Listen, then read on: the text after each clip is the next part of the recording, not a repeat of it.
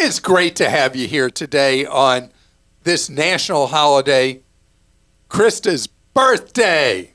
Should we play Halloween. birthday? It's Halloween. It is Halloween. This is Halloween. It's also my sister's 80th birthday. Yep. Jackie is so excited about her birthday. We have a party tonight for her for her 80th birthday. And how are you celebrating? I will be handing out candy to hundreds of children in my neighborhood, which I love. I have to sit out front with a table. I mean, it's a big deal. They close off the streets. And I think it's so cool that you bought the Halloween candy on November 1st last year. I did. In order to save money, you know what you bought I did it for this half year? price. You know what I did? I do this once in a while. You'd be horrified. I bought in bulk, but I did the full Hershey's candy bars. I'm doing the full. Each kid gets one big milk chocolate bar. It makes you like the house every kid wants to go to. Wow. Like, that's the full candy bar house. Yeah. So what is that, like 85 cents a kid? I'm not sure. Wow. I'm just going to say that. You are one generous woman. On your birthday, the presents go to the kids. What makes me look good, right? It does, doesn't it? So anyway, enough about happy birthday Christa's to your national sister holiday. and happy Halloween to everyone. So what we're about is empowering you, with advice and information so you can make better financial decisions in your life. Now, something that is not scary on this trick-or-treat day. It's a real treat. Subscribing to our free newsletters at clark.com/newsletter or newsletters. And today, I'm going to talk about an obsession of mine. This is an obsession.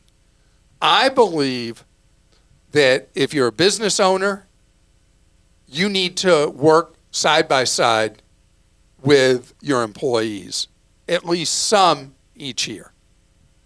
And if you are at a big company, there is such a disconnect, total disconnect, between people in the executive offices or the home office and people in the field, people doing the actual work. And so Home Depot, which has had a problem with the disconnect for a good while, is trying to heal itself. And I love what they're going to do, and I'm going to share with you straight ahead. I have to say, sorry to interject here, but when we had our show meeting, planning this show, you remember what you said? He said, Home Depot is doing something I love so much that I want to marry it. I love that they're doing this. I really do. And speaking of employment, I promised, yesterday I mentioned this, so I'm going to talk about it today. There's opportunities today to build real wealth and have secure employment and jobs that a lot of people don't really think about. And I want to talk about opportunity galore right now for you to create financial security, and if you're a good saver, create personal wealth. So Home Depot is going to have as standard policy every employee in the ivory tower, every one of them, has to put on an orange apron and go work a full day every year in a Home Depot store. This is so wonderful because you get to see what are the things that are messing things up for the employees. What are the things that you decided at corporate that you have no idea the impact on your workers day by day? You have no idea what systems you've implemented that are terrible for workers, and you don't know what things about your culture that, I'll tell you, cultures in big companies and mid-sized companies are completely different at headquarters than they are in the field, whether it's retail, restaurant, or anything. And getting out there and not window dressing, getting out there and spending that time makes the people who are in the home office thinking they run things. No, they're run by people who are doing the work every day. And you know, if you're a long-time listener or viewer, you know some of my other pet peeves. If you have reserved parking spaces at your company, you don't care about your employees, and your employees aren't going to care about your customers. Reserved parking spaces send the absolute wrong message because it tells employees that the chosen ones count more than everybody else, who are all, you're hoping, busting their butt for whatever business you have. It's all about the culture that the leadership sets at a company. Why is it that different competitors in the same industry, in service businesses, have such different results in their businesses?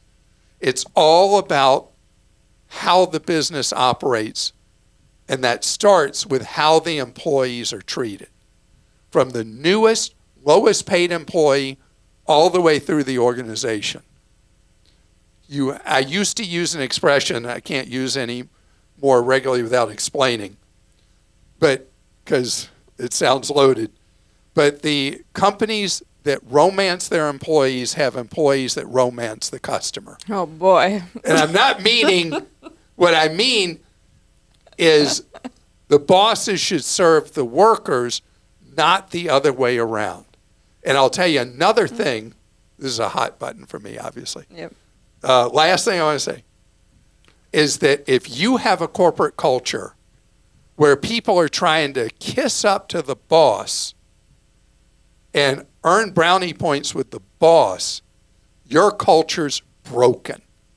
Because it should be the bosses down the line listening to and taking care of their subordinates rather than the other way around. You want to win?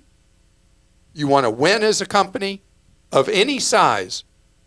It needs to be about you taking care of those employees who work underneath you than the other way around. All right, enough preaching.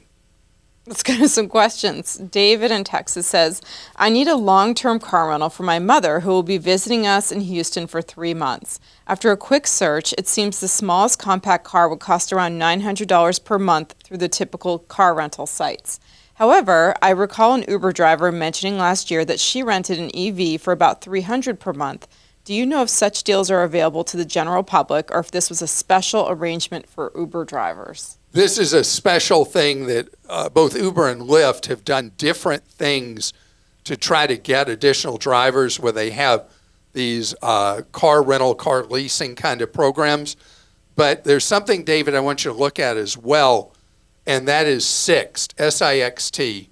And see if where you live in Texas and Houston, if Sixt Car Rental, which is a European rental car company that's been growing in the United States, family owned, if they are offering their monthly subscription program in Houston, they are many times their monthly subscription program will be cheaper than you renting a multi-week rental from a traditional car rental agency. Maybe Turo also, T-U-R-O.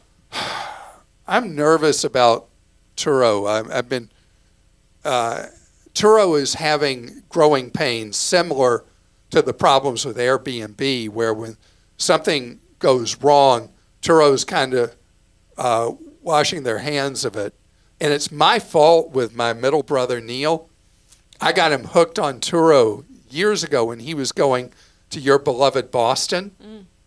And the car rentals were so expensive and the Turo was cheaper. Twice now he's had, the day before his Turo rental, had the owner of the vehicle cancel on him. Oh, wow. Got no help from Turo in either case. And so this is a problem. But also, I shouldn't specifically point out Turo on that thinking on secondhand, because a lot of people get to the car rental counter from a traditional car rental agency, and they goofed and they don't have vehicles. Stephen in North Carolina says, I always try to follow your advice of carry-on luggage only, but it hasn't always worked out for me. I often end up in the last boarding group because I purchased basic economy tickets, and twice the gate agents have forced me to gate check my carry-on because the overhead bins are full. Both times the bag was delayed reaching my final destination. Do you have any advice on how to save money on tickets while also not being forced to part with my precious carry-on? So I love it when they gate check my bag, because I watch them put it under, like I make sure it's put under the plane, and then you get a free check bag if it's an airline that charges. That is true, but I hate parting with my luggage, just like Stephen. Yeah. And Stephen, the irony of you having had a problem with the bag not showing up is that usually it's going straight down that staircase that the pilot goes down to check the aircraft before flight, and it's going right into the belly of the plane. It is unusual that a gate check will not make it, that they won't load it on the plane. I assume in both cases it was taken at the gate rather than at the bottom of the jetway from you. And it might have ended up on the next flight, and that's terrible, but most of the time that won't happen. The big complaint people have now is that the full fare airlines are starting now, once the elites have boarded, to take away everybody else's carry-on, even if the overhead bins are empty, because they want to get that plane pushed back on time. And so, Stephen, I'm really, really sorry about this, and you're still doing the right thing, doing carry-on bag every time, no matter how long your trip is. Lynn in Florida says, I was wondering if you have ever heard of this company, and I put the name there. They are a TikTok store build-out where they operate your store for you 24/7. Your fee for this service is $25,000 due at the signing of their contract, and there is a $10,000 inventory fee to purchase your inventory to get the business started. This needs to be paid in cash or with a credit card. Your credit score is 720 or above. They will put you in touch with a relationship manager to fulfill your capital requirement. If you don't have the funds to support the startup inventory fee, the profit split is 70-30. The provider will get the 30%. If the site shuts down or is suspended, they will start you a new site at no cost. Wish we still had our alarm bell sounds. So, Len, I'm shallow breathing right now because this is an oldie but baddie scam.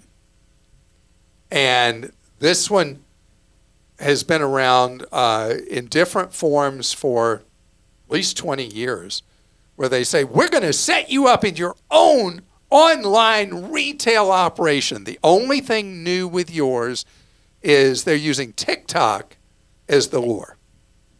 So this is completely bogus. And the merchandise that they sell you, that you got the inventory fee for, you're way paying over what it's worth. Nobody's going to pay you anything to buy it from you. No one's going to actually know about your store. This is a out-and-out scam. If there actually was a real ability for this marketing organization approaching you to sell merchandise successfully and market it, they don't need you. They'd be making money from selling the goods. So this is a phony bill of goods they're trying to sell you, and run away. Run away from this scam, period. Now, coming up, we're going to talk about real opportunities to make money. And there are certain fields that people are doing lights out with the money that they can make in those businesses or in those jobs And I want to share some examples for you. I want you thinking wider maybe than you are right now. The opportunities to make money with a particular skill set are the best they've been, I think, in my lifetime. Because there are a lot of job categories that have an aging workforce. And people aren't considering jobs, career paths in so many of these fields where you can make an enormous amount of money. I've talked before about the shortages in so many skill areas. And there are categories where people can become wealthy or become millionaires. There's a guy I know casually who is one of two owners of an HVAC company. And he had lived in a very modest house. And then he's done so well with this business that he is building, an absolute mansion 200 yards from the beach, and he's paying cash for it. Is that great? In an HVAC business. And it doesn't mean everybody who becomes HVAC trained at a state-supported technical college or through an apprenticeship program or anything like that is going to end up worth millions, like this guy I know. But the odds are so good that you can earn a great paycheck working for someone else in a skill area like, plumbers are doing so well right now. Auto mechanics doing the best they've ever done. There are these fields where so many teenagers and 20-somethings are like, I'm not interested. Well, financial security is a pretty good thing. Being a licensed electrician. I can name field after field that require proper training at a proper facility, which often is going to be a state-supported technical college, or again, apprenticeship. And you have that solid income. You got to like the work, but you have a great income and great job security. And tell you something for college grads, if you are like lost in space, graduating from college, you don't know, can't get traction yet in your 20s. We have an extreme aging workforce of air traffic controllers. And the air traffic control shortage is one that is so severe that the feds are doing a lot of experimental things to take people who did not go through a traditional air traffic control program to learn, try alternate routes to establish the ability to be an air traffic controller. You make good money being in the tower, and you have mandatory retirement. Christa, you know, because my former brother-in-law, who you know well, Joe, huge fan of the show, huge Clarkie. he had to retire at 50 or 55. I forgot. 55, I think. 55. So, and then you get wonderful lifetime income. CPAs. I mentioned that once before. The average age of a CPA now is, 75, feels like. It really is true that young people aren't going into it as a profession. And tax accounting, another one, with a much older than historical age, with a lot of need for people to do it. And I'm just naming some of them. Oh, you know something else? Have you noticed the billboards when I travel all over the country all through the year, billboards everywhere recruiting police officers. I mean, everywhere you look, recruiting police officers. And depending on the market, starting pay that may be eye-popping. You got to want to do that kind of work. But again, great opportunity, usually with real financial security in a lot of cities and counties, a lifetime pension after so many years of work. So I just want you thinking outside the box. We get in a narrow track. I want you looking for those. They're not needles in a haystack. They're right there in front of you. Job categories that you're needed so badly that pay very well.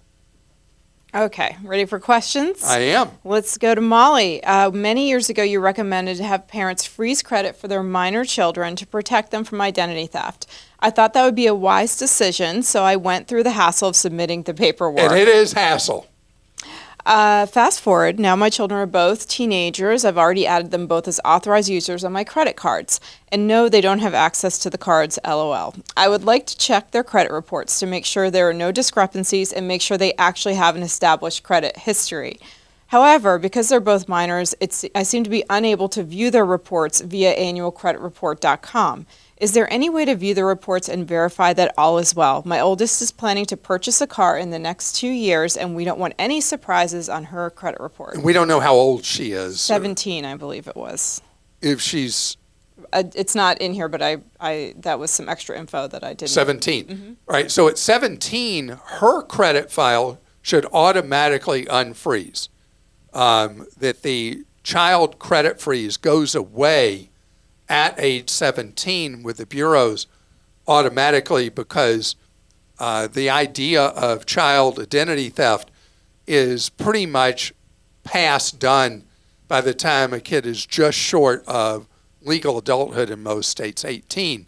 So I'd be surprised if that file is still frozen on your 17-year-old. The other possibility is that the credit cards that you added your kids as authorized users to did not report to the bureaus them as, as having had that credit, and they may have no file. And that could be why, if it's your 17-year-old you didn't find a file on, that could be a possible explanation. So the 17-year-old should go on the 3 major credit bureaus herself and see if she can access her files, and if not, put in an inquiry with each of them.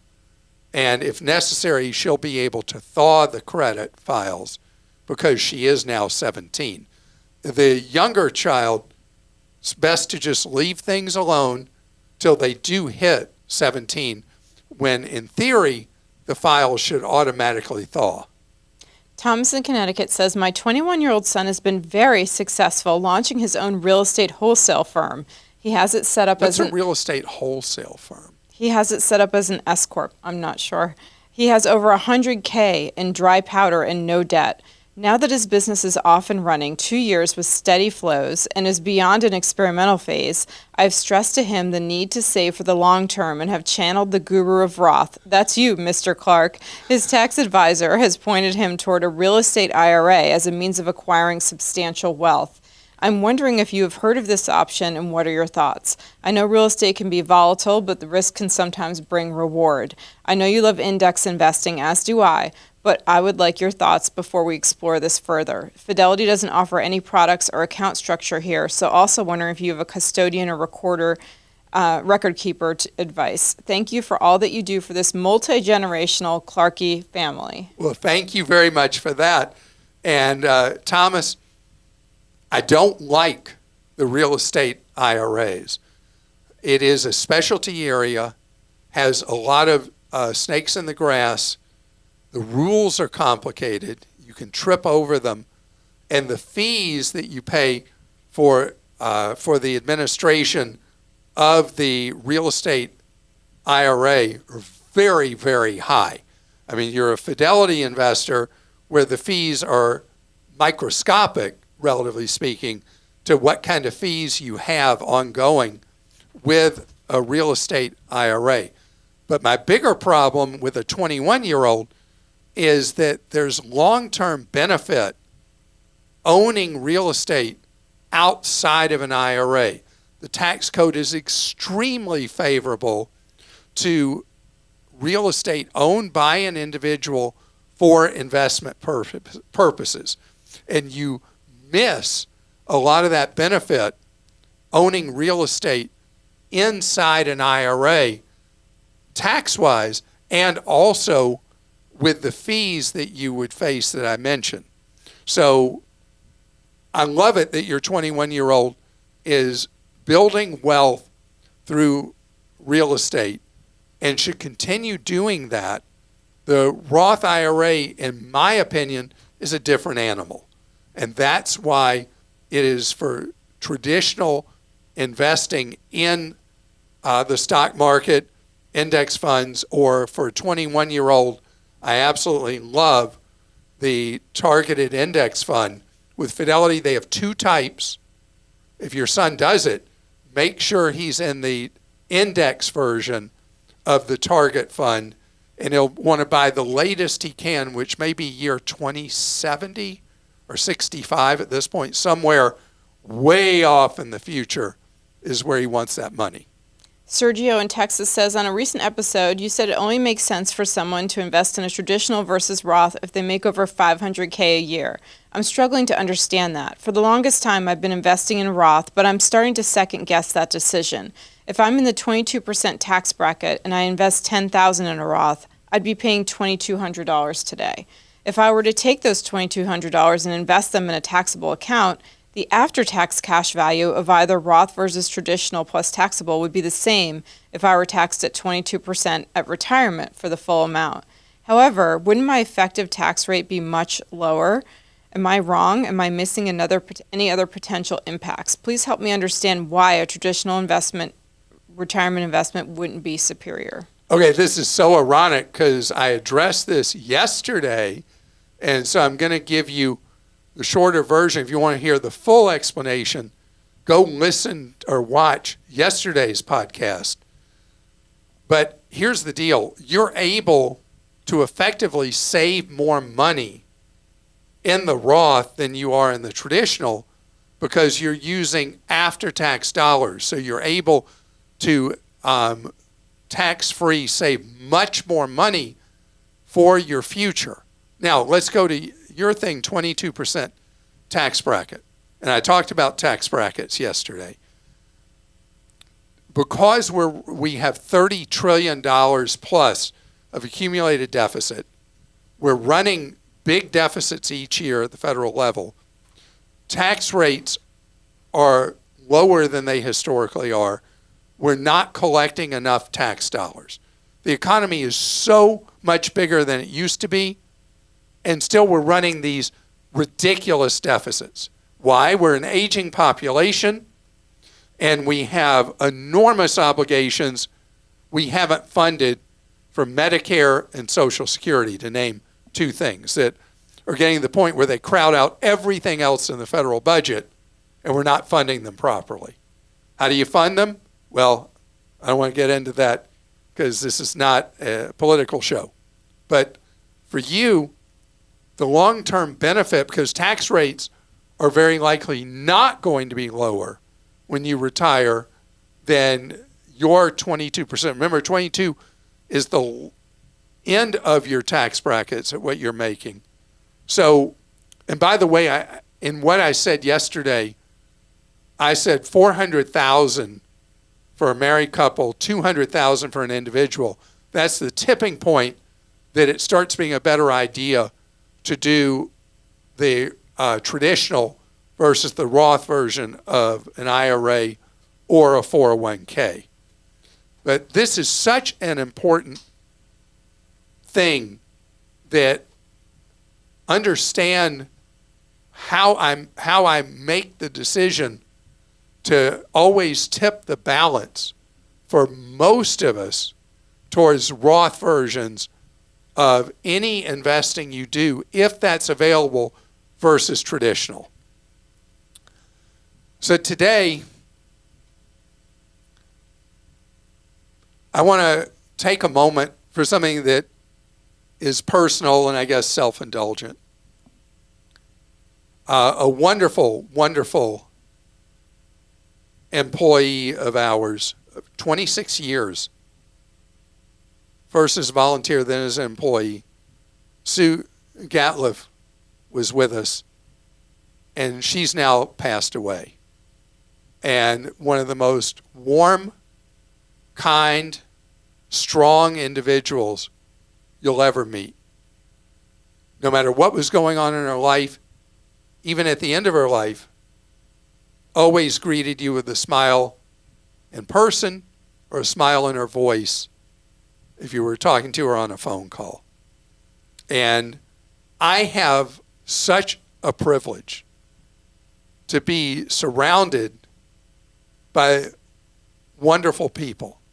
I remember one of the business people who I have respected most in my life, Herb Kelleher, who was the founder, one of the founders of Southwest Airlines, then the long-term CEO, passed away many years ago. Herb Kelleher used to say, "You can't fix not nice." And I'm so fortunate that in our team we have on our websites, social media, radio, TV, podcast, everything we do, I'm surrounded by people with good hearts who are good people. And Sue was way beyond nice, a fine, wonderful human being. Have a great rest of your day, and we'll see you tomorrow.